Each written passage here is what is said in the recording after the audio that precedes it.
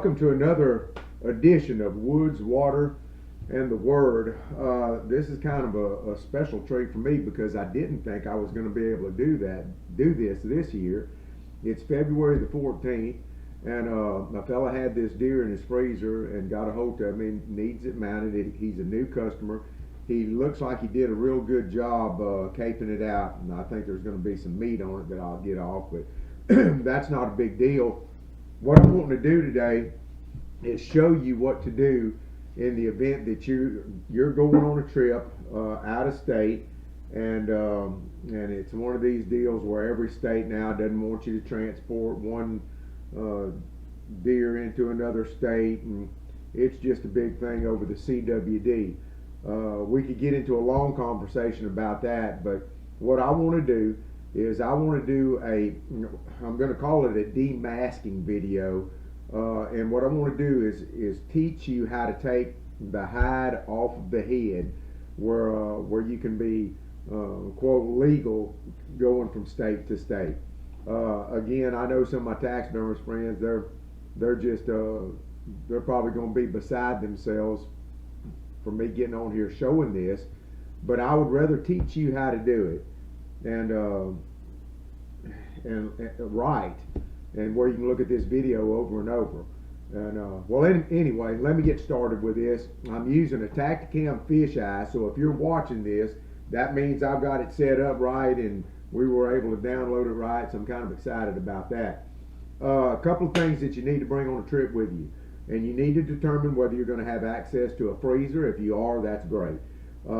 Access to a cooler, either that being an ice chest or like a refrigerator or something like that. That's gonna make a difference, and on the things that you bring with you. Basically, I already did the video on caping it out. Now what I'm going to do is the video of taking the skin off of the head. You're going to need a good sharp knife. I recommend some type of scalpel. There's plenty of knives out there now that have interchangeable blades and all, where you can do this same sort of thing. You're going to need some kind of permanent marker. Other knives, I'm just using some knives here in the shop. You'll need a screwdriver and a cheap rubber mallet to bring with you, and also a tape, because you're going to do some measurements that your taxidermist is going to need. So you've got your deer caped out, and you're going to want to you're going to take it off the head. And so the first thing that I need you to do, or that you're going to need to do, is you're going to need to take a couple of measurements. Now this fella here really did a good job. He got all of his meat off on the neck, and I get him in here sometime with half the neck still on the deer, and I hate to see that, because there's some really good meat on that neck. But anyway, he's got it so close up here, I'm not going to be able to do the measurement like I normally would. I'll have to do it after I get it caped out. But what the measurement is going to be around the neck, right behind the ears, right underneath the chin, and that's called, underneath the neck, right in this area, that's called the C measurement. When you wrap this tape around that part, and again, the part of that neck's gone, so I can't get a good measurement, pull it tight, because what we're measuring for is the size mannequin to put this deer on. So if we measure on the outside of the hair, especially if it's a deer up north that's got some really thick hair and thick hide, you're going to get an outside measurement, and whenever the mannequin is ordered, it's going to wind up being too big. So I want you to pull that real tight. The objective here is not to see how big you can get your deer. It's only going to fit on a mannequin that's as big as the deer is. So go ahead and pull that tight and get that C measurement. That's the most important. There's another measurement you can get on the neck, but look at that neck and see if you think it's got a swell or anything like that. And y'all, don't make your deer appear bigger than it actually is. And I've seen that a lot of times in this business. An individual thinks their deer is just giant, and they'll come up and say, man, that thing had a 29-inch neck or something. And no, it didn't have a 29-inch neck. In fact, this deer here, I actually saw a picture of. It's a pretty good deer. By the way, a little over 19-inch inside spread. I saw a picture of it, and its neck was super skinny. Didn't have a swell at all on the live picture of it. So whatever this measurement's going to be here, I think he said he did measurement, and it was 17 inches, which is a pretty small neck. But the other measurement that I want you to get is right in the corner of the eye here. Hopefully the camera's picking this up. Right in the corner of the eye, I want you to measure from right there to the tip of the nose. The measurement on this deer is just a little bit under 7 inches. So it's actually 6 3/4 inches. That's the two most important measurements you can take. Now, if I was doing this to do a competition mount, I'd make all kind of measurements. I'd measure the tip of the horns to the end of the nose, and I'd measure the distance between the antler burr and the back of the eye, and there's several measurements you can do for that, but I'm not doing a competition mount here. This is a commercial mount. So we've got those measurements. Write that down on a piece of paper that you're not going to lose. The taxidermist will need the measurements, and if for some reason you do lose it, it's not the end of the world. It can be remeasured, but that's just a good measurement when you can do it like that. Now, how I do it in my shop, and I learned this years ago, there's several ways to do this. Most taxidermists, at least in my area, still do what we'd call the Y incision. And they're going to make an incision from the back of the antler burr on each side, and they're going to come and they're going to make a Y, and then they're going to go straight down.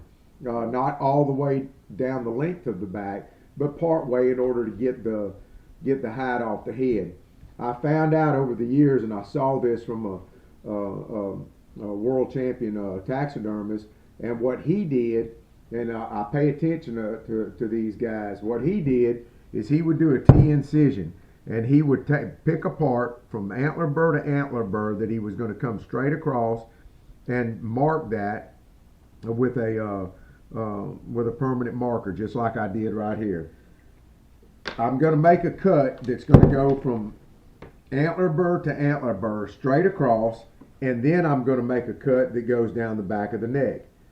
What makes this, in my opinion, superior to the Y incision is that you have right angles, and it's easier and better, a lot easier, to reconnect a right angle than it is a 45-degree angle, because when you start fleshing this skin down, sometimes that angle gets distorted and you're not sure where to stitch back together. And the closer we can get these stitched back together from the way that they were naturally, the better the mount's going to look.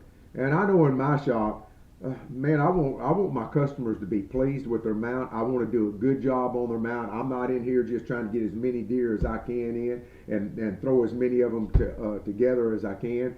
I want to make sure that I pay particular attention to each mount. When I get an opportunity to mount a deer for myself, I do a whole lot better job on somebody else's than I do mine. I want them to be pleased. I want return customers. And when somebody comes into their house and looks at their deer and they go, wow, who mounted that? I want them to be proud of the fact, and me to be proud of the fact that they got it done at Big Creek Taxidermy. Well, enough of that. So I'm going to take this little scalpel right here. It's kind of got a hook on it. And what I'm going to do is not do that. I want you to start at the mouth. And you don't have to do it like this, but I just do, and it keeps me from rubbing the nose on my table a lot. Pull the lips back and start cutting the meat. And I hope you can see this on the camera. Start cutting the meat away from the jawbone. Stay close to the jawbone and cut this loose. My wife has learned how to scrub on the, I think she has, how to scrub. So we're going to do some high speed scrubbing on some of this. And by the way, go to Walmart and get you a box of 20 Mule Team Borax. It's inexpensive, and it's a good drying agent, and it keeps your hands from sticking. I do recommend, that phone's going to ring over there. I do recommend using gloves, although I've got to admit, probably 75% of the time. I don't even think about it. I don't even use gloves, and I've probably got as much animal blood in me as animals do. In fact, especially deer blood, so much so that in the fall, around November, I just go in full rut, and I'm out in the yard, middle of the night, rubbing on trees. My head's bleeding for about, oh shoot, usually about 15 days. My wife gets upset with me because all her shrubs out there, I done rubbed the bark off of her shrubs. Anyway, there's no telling what I've got in my system that's come out of this shop, but I do recommend that you use gloves. As you're taking this off, and I'm hoping this camera can show this, you can see how I'm taking it off. You want to be careful not to cut any holes. Holes aren't the end of the world, but every hole has to be fixed. And you can see where I went through the palpea here, and that's this old fuzzy looking stuff. And I went through it, keeping my finger behind the skin. That keeps me from cutting it. And I'll do that on both sides. And I'll come on the top. When you get to the nose, and I'm hoping this camera's showing it, you get to the nose, keep your blade pointed toward the nose, and you'll be able to go so far before your blade stops. Pull that nose down and then turn your blade to the outside and go slowly as you cut.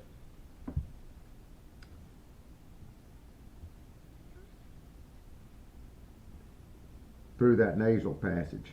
I've got my finger behind it. I'm watching it, and I'm going real slow here. I'm worried I'm too close and the camera's not catching it.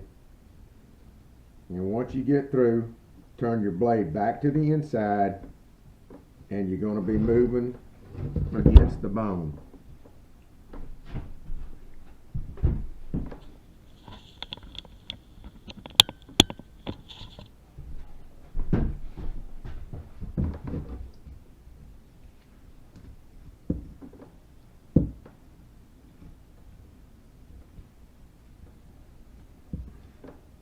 I think I mentioned this on the other video. If I didn't mention, I'm going to now. If you're in another state somewhere and there's a local taxidermist that can do this, and he doesn't, I mean, a fair price in my opinion is $25 because it doesn't take long to do this. Anywhere up to 50, but anything over 50, y'all, that's totally unreasonable to do that. And they know, sometimes these guys know that you're in a bind and that you'll just about pay anything to do that, and I don't like that. So having said that, that's another reason that I want to do this, to give you the opportunity.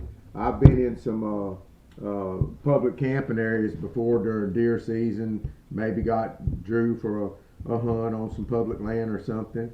And if I see somebody that's got a deer that needs to be, that they'd like to mount, I'll just go ahead and do a little seminar right there in the campground and tell them to get people to gather up, and I'll just do it right there and go ahead and cape his deer out and show them how to do all this. Okay, I got that mouth undone.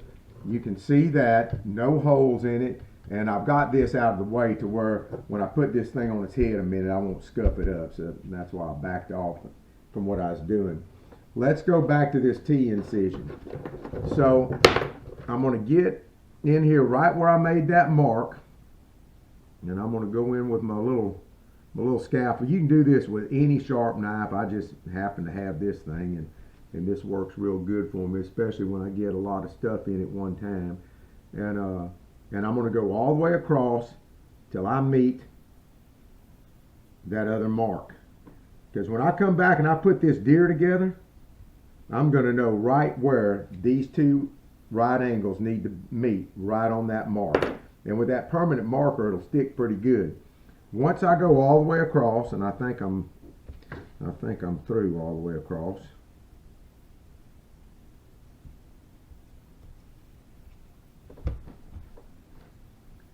Once I get all the way across,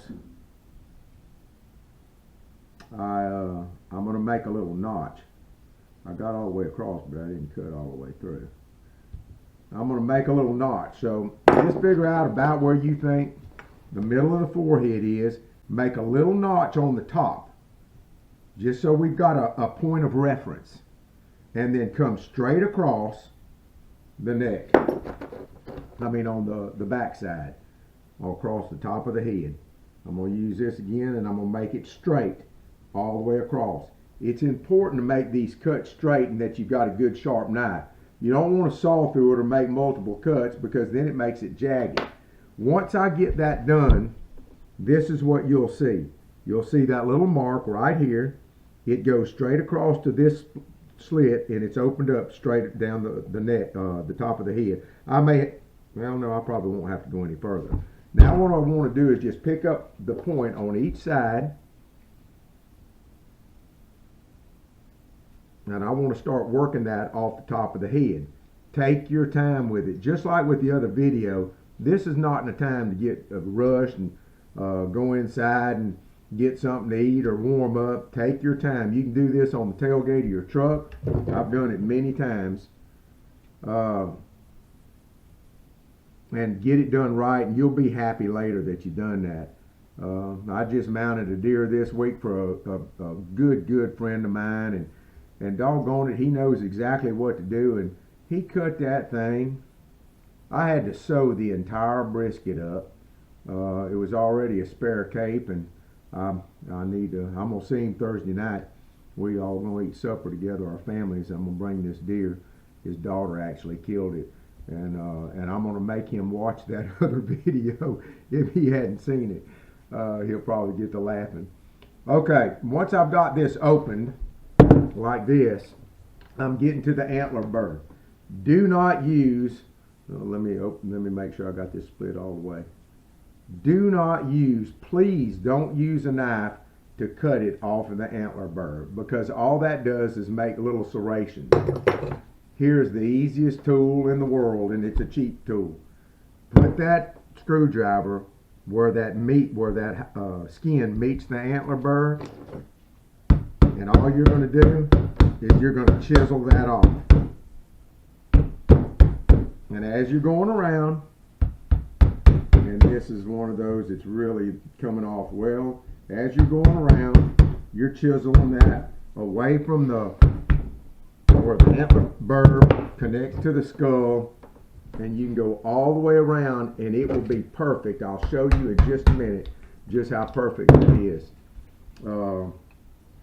I was doing this in Arkansas at a ranger station for a fella, and a couple of the biologists was watching me and says, "How many times you ever mess that up?" And I said, "Man, I don't mess it up." I said, "I do this.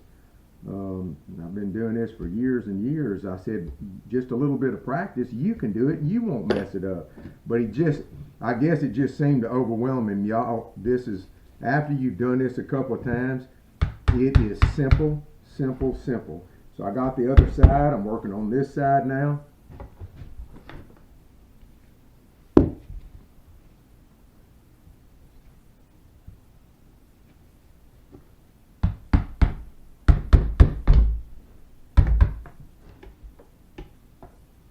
And I got to tell you, not all of them are as easy as this one. This one is actually coming off super, super easy. But they're not hard either. Not hard at all. Even the hard ones aren't hard. These are just, I like these boys coming off really, really easy. Almost around, all the way around on this one.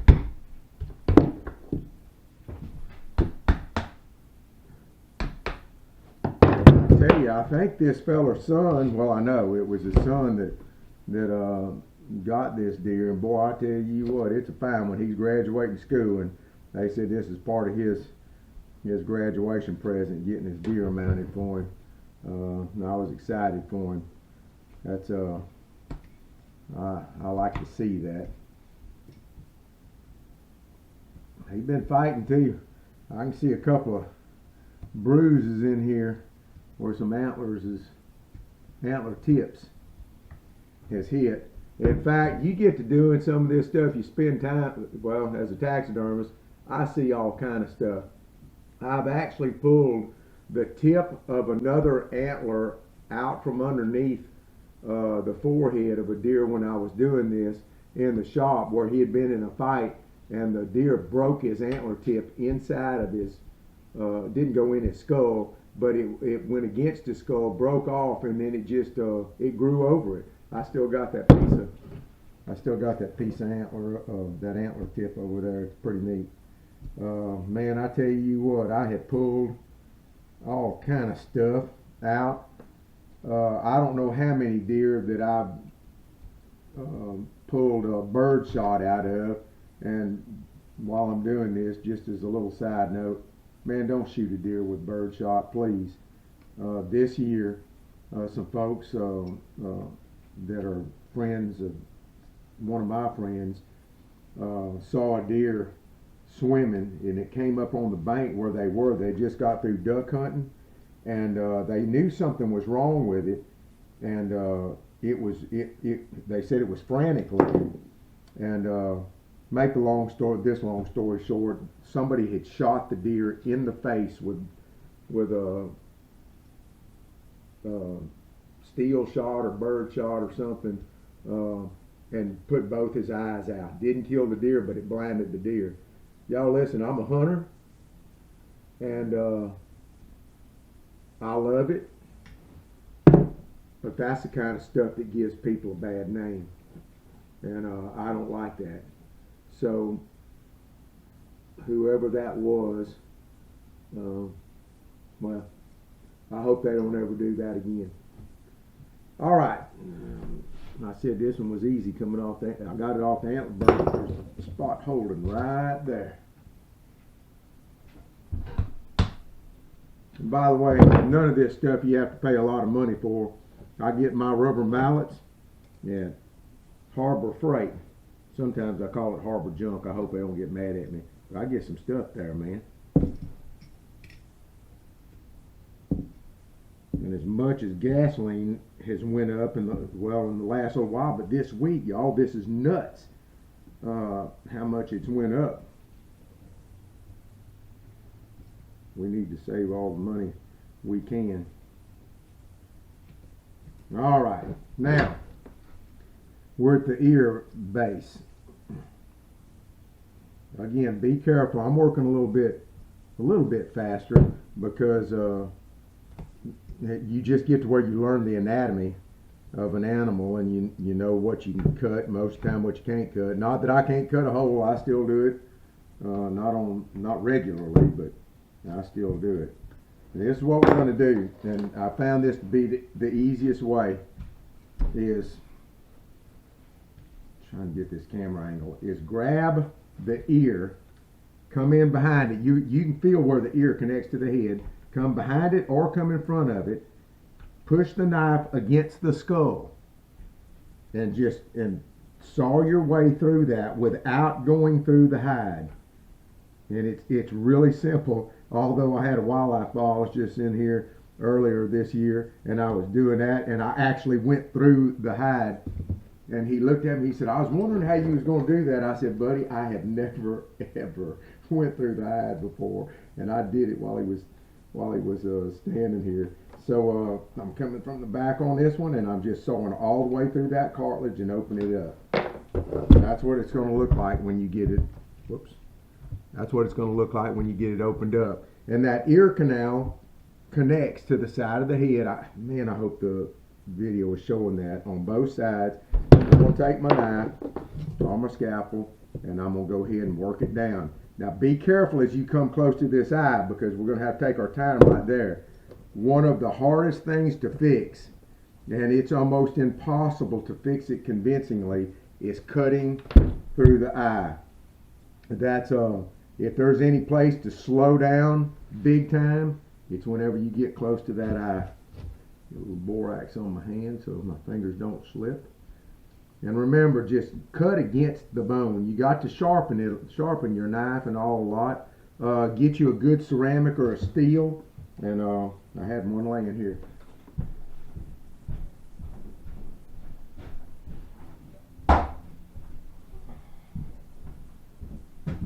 And learn how to use it, because you're going to need to do that to keep even these scalpel blades sharp going against the the skull like that. So I'm opening that up.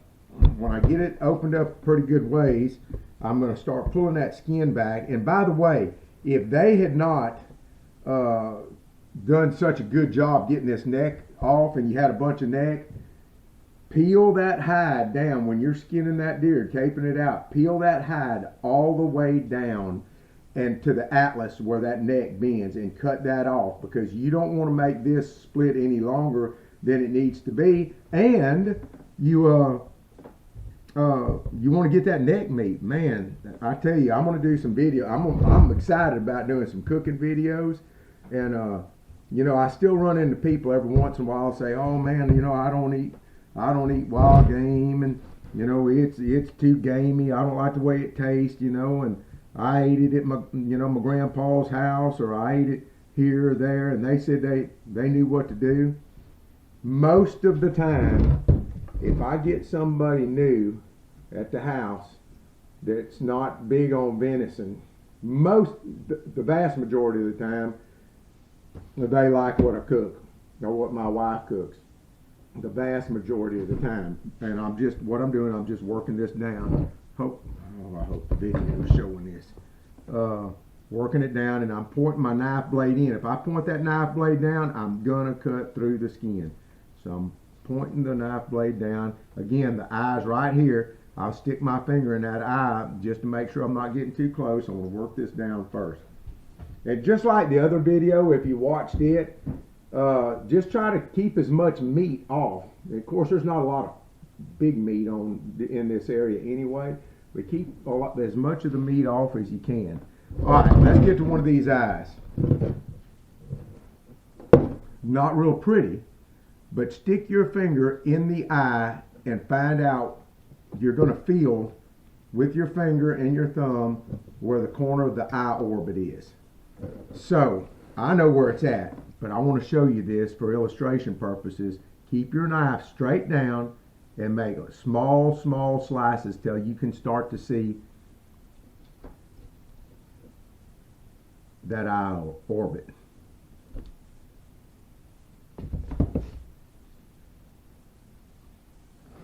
Once you can get your finger into that eye hole to where you can see it, I want you to be able to see it, where you can see it, pull it tight and continue to cut through until you can grab it on the outside and cut right against that eye.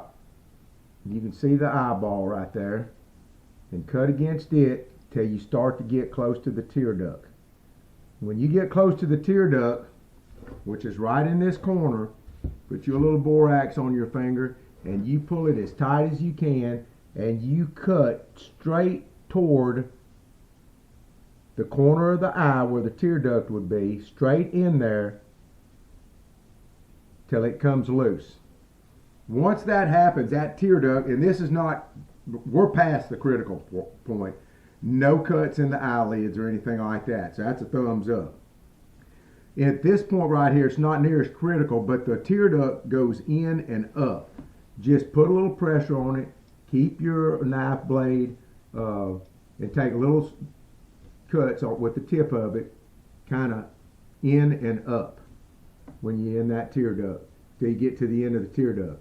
I can tell you this, you're going to cut a tear duct and you'll cut a hole in it. It's not a big deal, because a lot of times the taxidermist, as he's thinning it, if he or she is doing a good job and thinning the way they should, a lot of times they're going to go through anyway on that. That's not a big deal, because that's going to be tucked into the tear duct or on the deer that's going on the mannequin. All right, I'm going to do it from this side. It's going to be a different angle. So I've got my knife pointed in, and again, this eye is important. We don't want to cut through that eye. I want to keep it tight.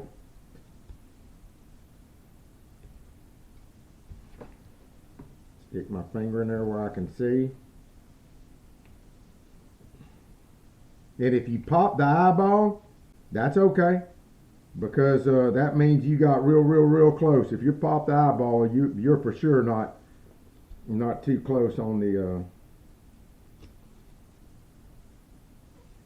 eyelids.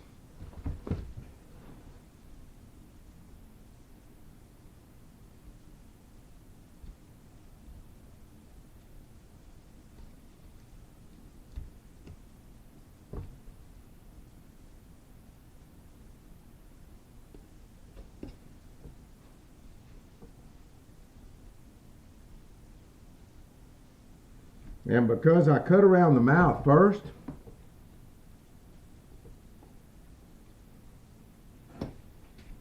I'm almost done.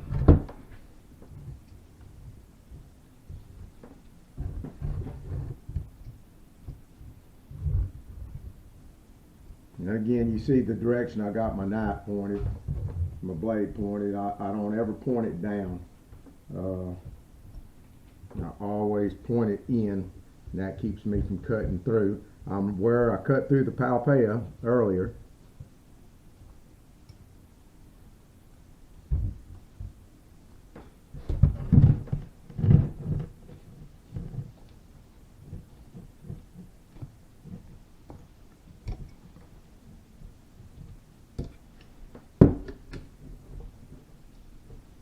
All right, it is off.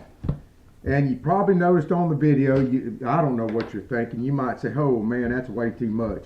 All you gotta do is watch this video a few times, and I'm telling you, you're gonna be able to do this. Just you won't do it fast, but you will be able to do it. You'll save yourself some money and a headache getting it done yourself. So what do you do next? Well, if you watch my other video, you're not gonna have a big piece of meat like this on it. If you do, get this off. Get this big thick stuff off of here. Again, borax on it will help you get it off, and after the video I'm going to have all this off, and I'm going to split the ears. You won't have to worry about that.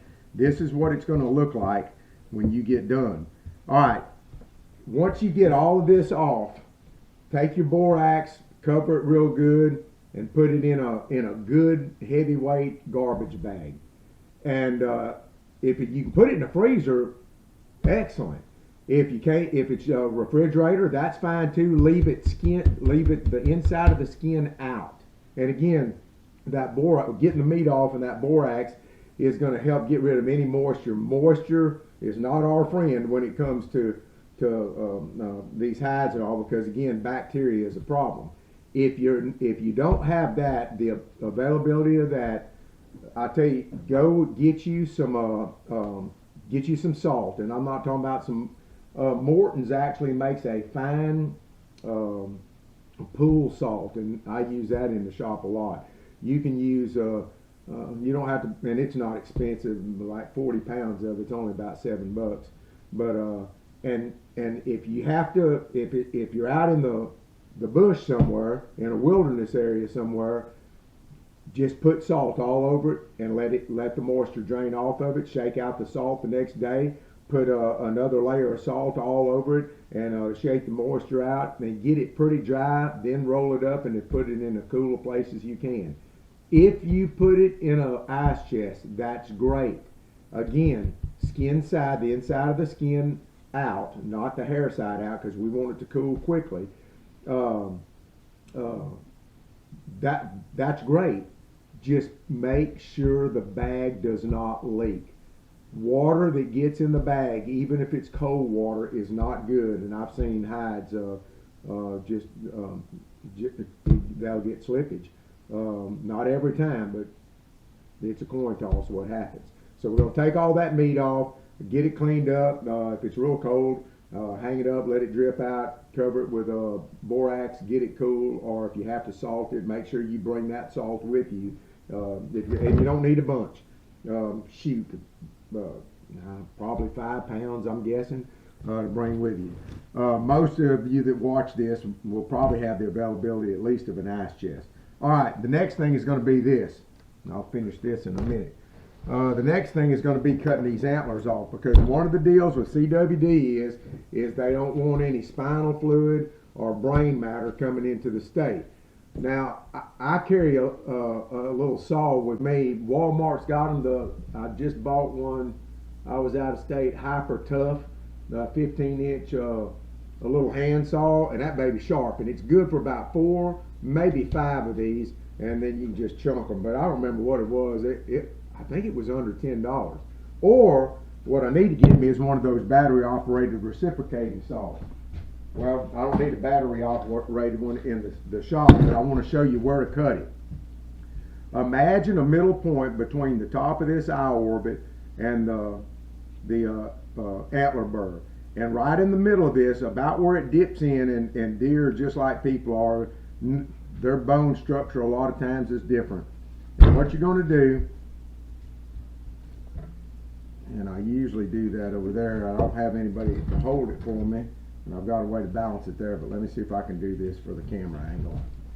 What I'm going to do is I'm going to lay my blade right in that middle spot that I was telling you. Hopefully you can see that on the camera. And cut it at that angle, and you can watch this angle, cut it at that angle.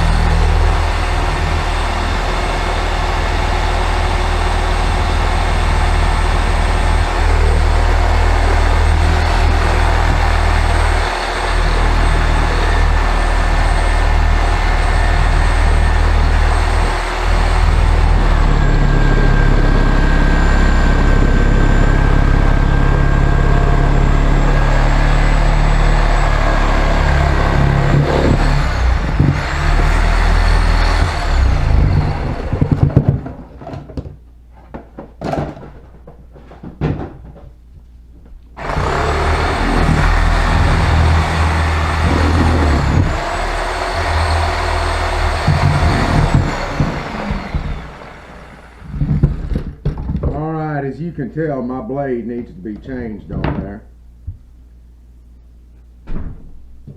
Once you get that off, cut this meat where you can see.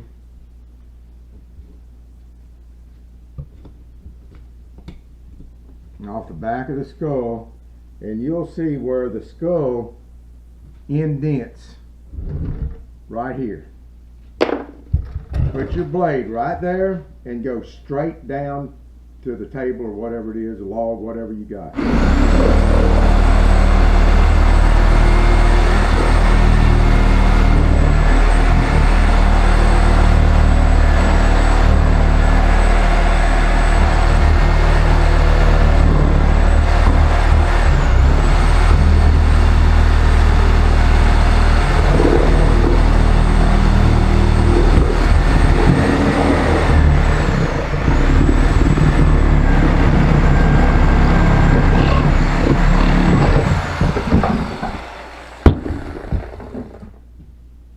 There's what's left of the brain. Now this brain is sticking in there pretty good, and one of the reasons is because it's still frozen.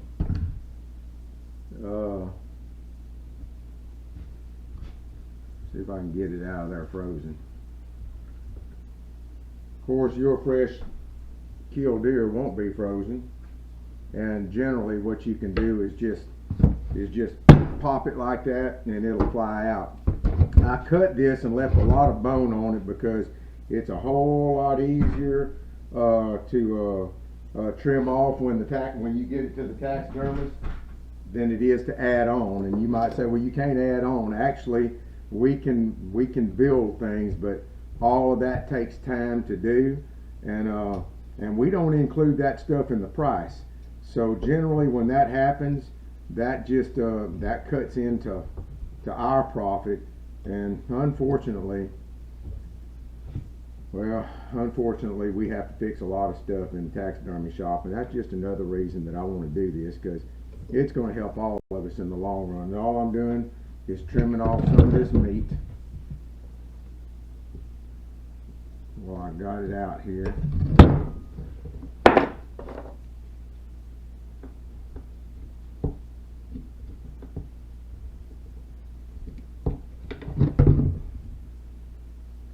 I'm gonna tell you what, I don't like stuff to stink either. So, you know, the more of this you cut off, the less you've got to deal with it yourself if this meat starts to decay, and your taxidermist don't have to deal with that stench either. I gotta tell you, I had a guy one time, he had went somewhere on a mule deer hunt. He wanted to have the mule deer's skull mounted. This was oh gosh, this was a long time ago. He wanted to have that mule deer skull mounted, and he brought it in. By the way, there's a membrane in the top of this skull plate. You take that, put your little borax on it, take that screwdriver, and you can scrape that off, put a little bit more borax in it, and I can grab it and pull that out. I mean, if you're going to go through the trouble of doing all this, go ahead and get that out too. It's not a big deal to get it out. Anyway, he brought that thing in here, and boy, it was wrapped up in a bag, and he must have used a roll of duct tape, taping that thing up. Well, I didn't think anything of it. He left, and I don't remember if it was that evening or if it was the next morning, because I don't remember what time of the day he brought it. And I was going to go ahead and on these skull mounts, unfortunately they take up a bunch of room, and I try to get those things processed as quickly as I can, and because I don't want to have all the freezer space taken up with that. So anyway, when I got that thing about 3/4 of the way unwrapped, the stench hit me, and I'm telling you, I went to gagging. And I can handle some stuff. That was bad, and I wasn't real thrilled about it, to say the least. So I called the fella up and I said, "Man, how long ago did you kill this mule deer?" And he said, "Well, it's been about a week and a half." I said, "And I'm going to presume that after you killed it, you wrapped it up like this, and it's been like this ever since, at room temperature, or in the back of your truck." Well, yeah. Anyhow, I made a point after that anybody that brought something in like that, I told them, when I unwrap this, if it stinks, I'm going to throw it out there in the front, call you to come pick it up. I ain't fooling with that, y'all. I'm telling you, oh my gosh, I was dry heaving, gagging the entire time I fooled with that thing. And if he'd have paid me double, if I'd known what I was about to embark on, I'd send it on with him. But anyway, I got it finished. I'm just telling you, go ahead and get as much of that meat off as you can. Because if you don't, you bring it to me, I ain't taking it. There's a little bit of meat on the back here too. All right.